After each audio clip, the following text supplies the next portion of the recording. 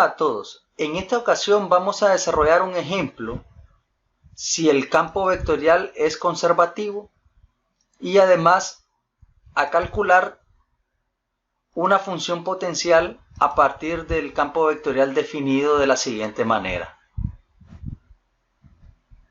En primer lugar, se debe verificar que el campo es conservativo. Para ello sabemos que debe cumplirse la propiedad que su rotacional sea nulo, aplicando la siguiente fórmula. Para ello debemos de recordar que el campo vectorial tiene tres componentes, M, N y P. Y el rotacional del campo vectorial está definido de la siguiente manera. Utilizando los métodos para calcular los determinantes, podemos obtener el rotacional del campo vectorial de la siguiente manera. Una componente en I, una componente en J y otra componente en K, cuyos determinantes ahora son de orden 2. Tendremos la expresión, calculando las derivadas parciales respectivas, se tiene que el rotacional de F es igual al vector nulo. Podemos concluir entonces que el campo vectorial F es conservativo. En este sentido, podemos calcular una función phi mediante la expresión función vectorial igual al gradiente de la función desconocida phi, que más adelante le vamos a llamar función potencial. Para dicha determinación debemos acordar de que f tiene tres componentes, m, n y p, y el gradiente de la función phi es equivalente a tener parcial de phi con respecto a x como componente 1, parcial de phi con respecto a y como componente 2 y parcial de phi con respecto a z como componente 3. Esto implica tres condiciones importantes. La parcial de phi con respecto a x a ser igual a m, la parcial de phi con respecto a y es igual a n y la parcial de phi con respecto a z es igual a p. Contextualizando, mediante los valores de m, n y p del campo vectorial, las condiciones quedan de la siguiente manera. Parcial de phi con respecto a x igual a yz, parcial de phi con respecto a y igual a xz y parcial de phi con respecto a z igual a xy.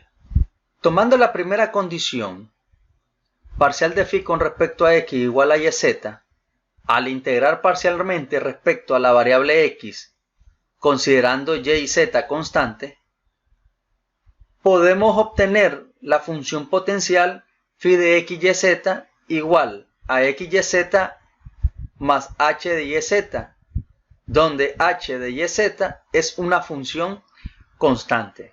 Esta función constante hay que determinarla, para la cual utilicemos la segunda condición, que es la parcial de phi con respecto a y igual a xz.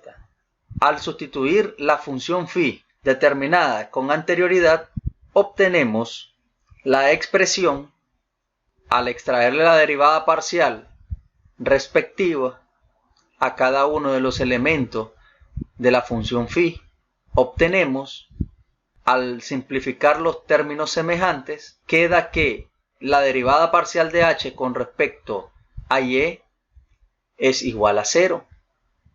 Y esto ocurre cuando la función h de yz es igual a una función constante mz por determinar. Pero antes sustituimos en la función phi el valor de h y z, que es mz, de modo que phi ahora está definida de la siguiente manera. Ahora, al sustituir phi en la tercera condición, obtenemos, al derivarlo parcialmente, cada uno de los términos de la función phi antes descrita, se tiene que xy más la parcial de m con respecto a z es igual a xy, simplificamos los términos semejantes y solo nos queda que esa derivada parcial es igual a 0, lo cual ocurre cuando mz es una constante. Por tanto, podemos asegurar que la función phi viene definida por phi de xyz igual a xyz más c, que es la función potencial que andábamos buscando. Lo único que nos falta comprobar es que el gradiente de la función phi es exactamente el campo vectorial f. En este sentido, vamos a derivar parcialmente la función phi con respecto a x para obtener yz, con respecto a y para obtener xz y con respecto a z para obtener xy. De este modo, podemos asegurar que la función phi de xyz es igual a xyz más c. En conclusión, podemos decir que la función phi de xyz es igual a xyz más una constante. Con ello hemos comprobado que el campo vectorial f es igual al gradiente de la función phi. Espero que este video haya sido de su utilidad. Les saludó cordialmente su profesor Roberto Javier Ruiz Mendieta.